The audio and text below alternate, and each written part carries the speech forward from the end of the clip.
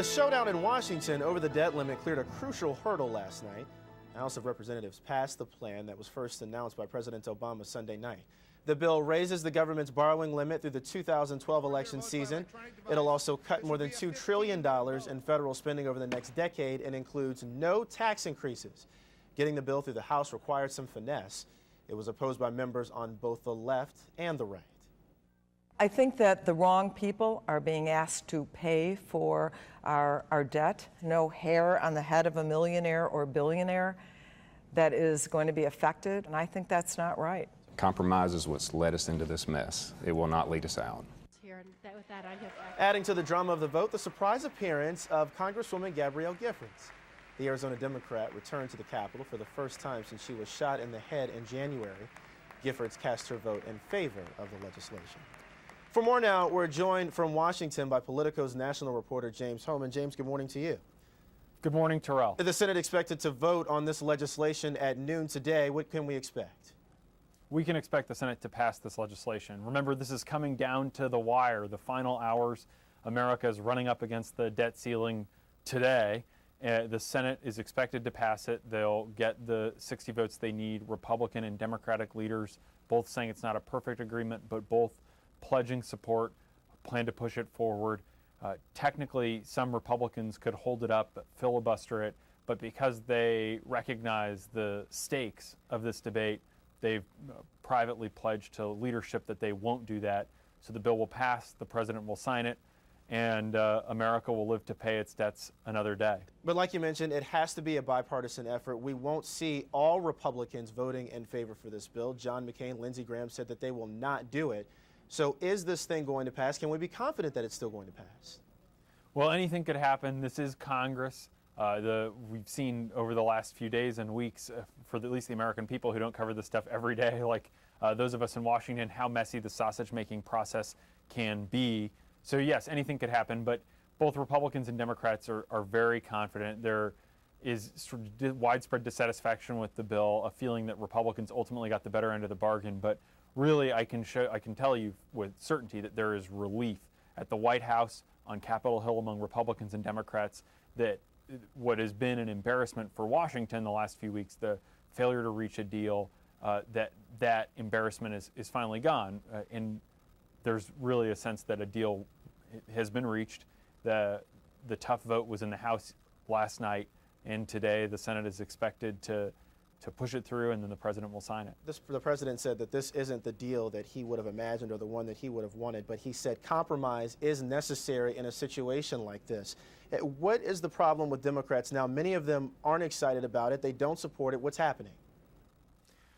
Well, Democrats, the liberals, the Congressional Black Caucus, the Congressional Progressive Caucus, they are frustrated because they recognize, as many Republicans do, that this is a really very good deal for Republicans. When you consider that Democrats control the Senate and that Barack Obama is president, this debate over the last few days has happened on Republican terms. There are no tax increases, which Republicans are harping on.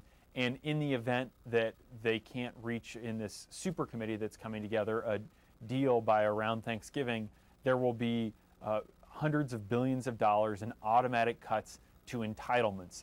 And that's really what scares a lot of the liberals, that Medicare and other entitlements could be on the chopping block. Last week, a Gallup poll showed that the president is at his lowest approval rating since he took office. Is he losing his liberal base? Well, the thing about the liberal base is ultimately everyone knows that they're going to come around. These liberals are frustrated and upset with Obama on a bunch of grounds, just as they were last year with health care when he didn't get a public option. But ultimately, they'll end up supporting him. And a lot of that decline in the approval rating is dissatisfaction with liberals. Obama, though, is not going to face a primary challenge from the left. So he needs to shore up his base, but ultimately more important to winning next November is going to be those independent voters. Let's talk about this deficit committee that was formed to find brace where there can be cuts in the budget. Do you think that this committee will find areas or will even put out tax increases as one of the options of working with the deficit? John Boehner, the Speaker of the House, in trying to whip Republican members, finesse was the word you used, he made very clear that the committee is structured in such a way that it will be very hard for there to be any tax increases. That said, there's a way that the committee could recommend them, but there's going to be tremendous pressure for the committee to recommend legislation that will pass. It's guaranteed to get an up or down vote this year, the end of the year, in Congress. And the committee, which is already being called the Dirty Dozen on K Street of lobbyists, the dozen members who will make this decision, want to come up with a bill, a compromise that Republicans can agree to. And what we saw the last couple of weeks is that Republicans just are not going to agree to tax increases. John Boehner, the Speaker, flirted in negotiations with the president with a so-called grand bargain, which would have included some additional revenue, but for significant cuts in spending. Ultimately, Boehner got nervous and backed away under pressure from the Tea Party and some of the freshman Republicans in his conference. So it seems really unlikely, it seems in fact impossible, that if the committee recommended tax increases, the House of Representatives, as long as it's controlled by Republicans, would go along. Let's talk about the appearance of Gabby Giffords on the House floor, sending off her vote in person. It's for many the first time that we've seen her since being shot in the head 6 months ago, back in January. Was anybody expecting this? Was this a surprise? It was a surprise. It was a special moment. It really was the most emotional moment of the day.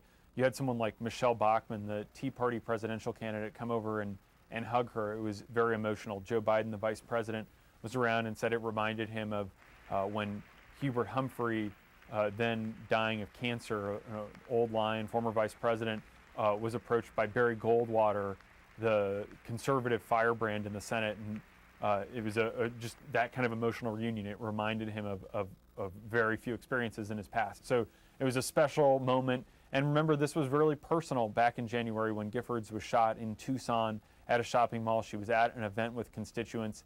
Every one of the 435 members of the House knows that that could have been them, the work of a deranged madman, that they often go to these events too. So for these members of Congress, it's so special to see the way that she's come back and to see her standing there and to watch her cast that vote. It was a very emotional moment. Yeah, and a remarkable recovery for her as well. Politico's James Hohmann in Washington for us this morning.